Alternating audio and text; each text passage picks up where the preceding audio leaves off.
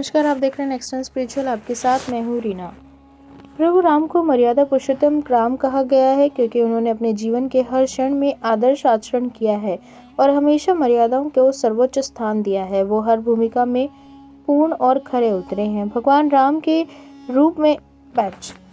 रूप में अवतार लेने के बावजूद उन्होंने आम मनुष्य की तरह संघर्ष भी किया है और दुख कष्ट भी झेले हैं। यही वजह है कि रामायण से हमें आदर्श जीवन जीने की कई सीख मिलती हैं।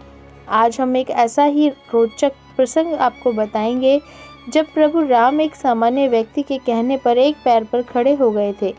यह प्रसंग तब का है जब अपने पिता दशरथ का वचन निभाने के लिए वो 14 वर्ष के वनवास के लिए अपने राजमहल से निकलकर जंगल की ओर प्रस्थान करने लगे थे।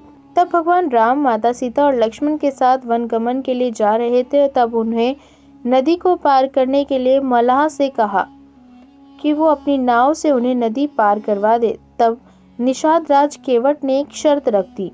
केवट ने कहा कि पहले आपको मुझसे अपने पैर धुलवाने होंगे, तभी मैं आपको अपनी नाव में चढ़ने दूंगा। प्रभु अपने भक्त का मर्म समझ गए, लेकिन केवट इस बर्ताव से प्रभु राम के भाई लक्ष्मण क्रोधित हो गए और उन्होंने केवट को मारने के लिए अपना धनुष उठा लिया।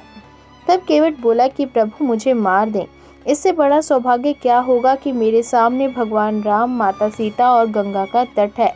इससे अच्छी मृत्यु तो मेरे लिए हो ही नहीं सकती है। मेरा उद्धार हो जाएगा। केवट की ये बात सुनकर लक्ष्मण जी का क्रोध शांत हो गया। केवट जानता था कि प्रभु के चरणों की रज किसी अमृत से कम नहीं है, इसीलिए उनके चरण धोना चाहता था। प्रभु राम ने जब उनकी शर्त स्वीकार कर ली तो वो तुरंत प्रभु राम के पैर धोने के लिए कटोरा लेकर आता है और उनका कटोरा एक पैर कटोरे में रखकर धोता है। तब प्रभु का दूसरा पैर मिट्टी में ही रहता है। यह देखकर वह दुखी हो जाता है और प्रभु से कहता है कि आप एक पैर पर खड़े हो जाएं और आराम के लिए मेरे सिर का सहारा ले लें। तब प्रभु केवट को कहने पर एक पैर पर खड़े हो जाते हैं और सहारे के लिए उसके सिर पर हाथ रख देते हैं। ऐसा होते ही आसमान से देव पुष्प वर्षा करने लगते हैं। इसके बाद केवट ने प्रभु राम का चरणामृत अपने परिजनों और बंधुजनों को पिलाया, जिससे उसके पूरे परिवार का उद्धार हुआ। अगर आपको हमारी ये जानकारी अच्छी लगी हो तो कमेंट करके जरूर बताएं। वीडियो को लाइक और शेयर करना ना भूलें और हमारे आने वाले वीडियोस के अपडेट पाने के लिए चैनल को सब्सक्राइब करें और साथ ही बेल आइकन दबाना ना भूलें।